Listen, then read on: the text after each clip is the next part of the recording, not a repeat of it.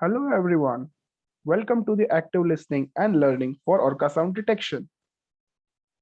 This project have been made by me, Kunal, Diego Rodriguez, Valentina, Jesse, Abhishek, and Scott.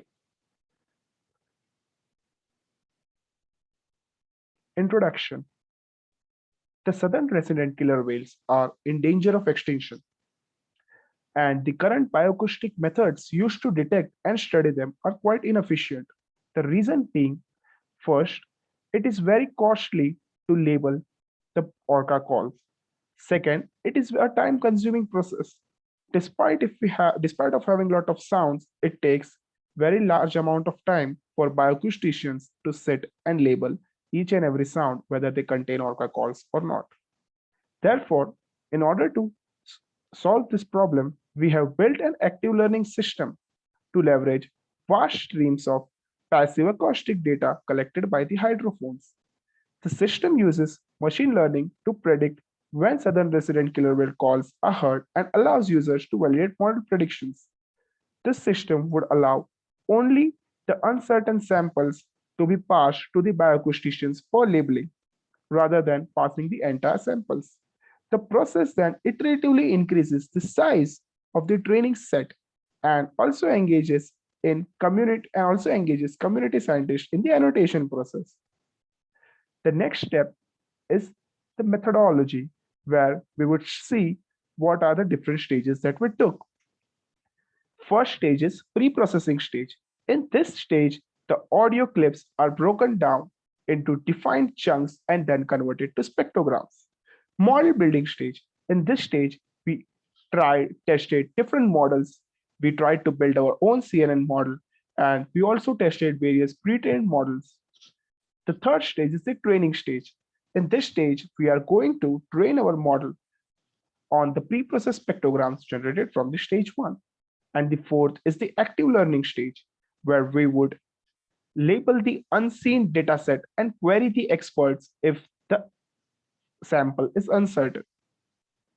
So what is the audio pre-processing stages that we took? Initially, we had large audio dataset.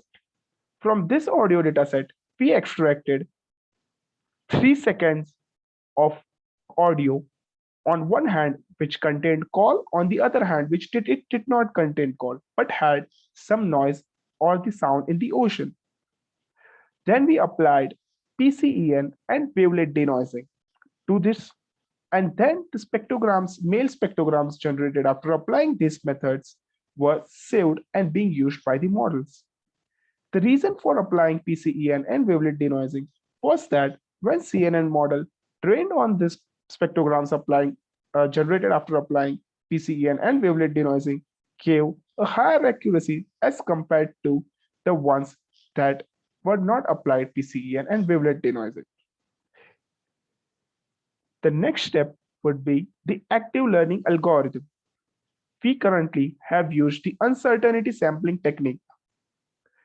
In this, initially, the pre-processed spectrograms that we got from the earlier stage are being passed to the CNN model. The CNN model would then calculate the probability prediction of each of the samples.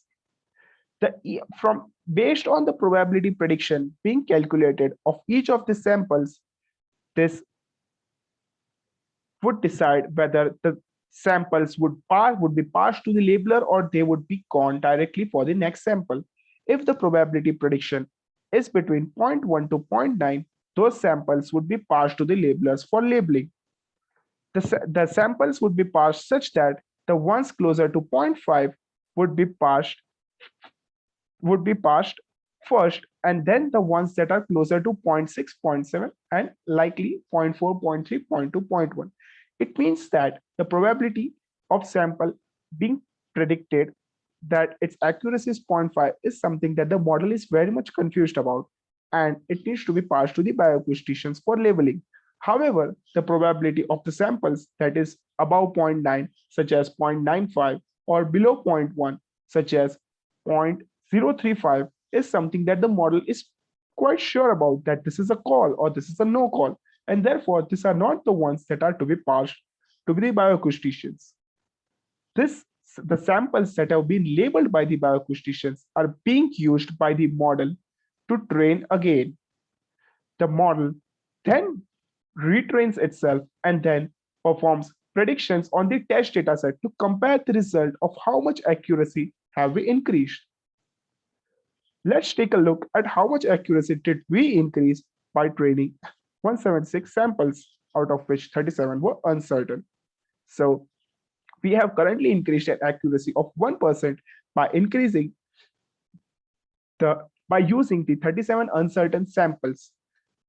In this, these 37 samples were being labeled by the bioacousticians, and after labeling, they were passed to the model again and were tested on the test dataset consisting sorry consisting of 201 samples containing calls and no calls equally distributed.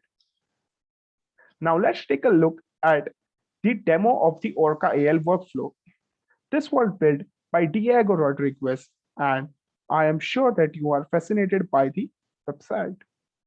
So this is used by the crowds and bioacousticians alike for labeling the training dataset. So let's click on the listen button. So once we click on the listen button, we could see that the spectrograms that we see contains call, and therefore it is being shown that it predicts a call with 88% confidence. We could click on the Orca. Moreover, if we know the pod, we could also click on the pod. Currently, I don't know which pod it is, therefore I would just click on the Orca. Next, we would see the other sample. This sample also contains the call, and the prediction is 89.49%. Again, we would click on the Orca.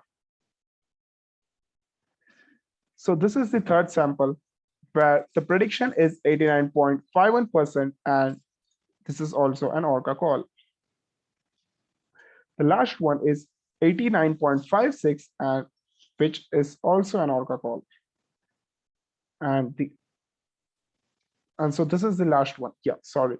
Now I need to provide what is the expertise. So I would say that I am a beginner and I would submit it. Once this has been submitted, so after having 100 samples, the model would retrain itself, and then we could see the retraining accuracy and the sounds. Currently, there are 194 sounds that have been trained, and the accuracy that we have reached is 84%. We could see in the confusion matrix that based on the sounds we trained, the actual no and the predicted no are 30, whereas the actual no and predicted yes are 6. Similarly, actual yes and predicted yes are 17, and actual yes and predicted no are 3. If we take a look further, we could also see that the training and validation accuracy is 0.88 and 0.84 respectively. Now, I would also like to thank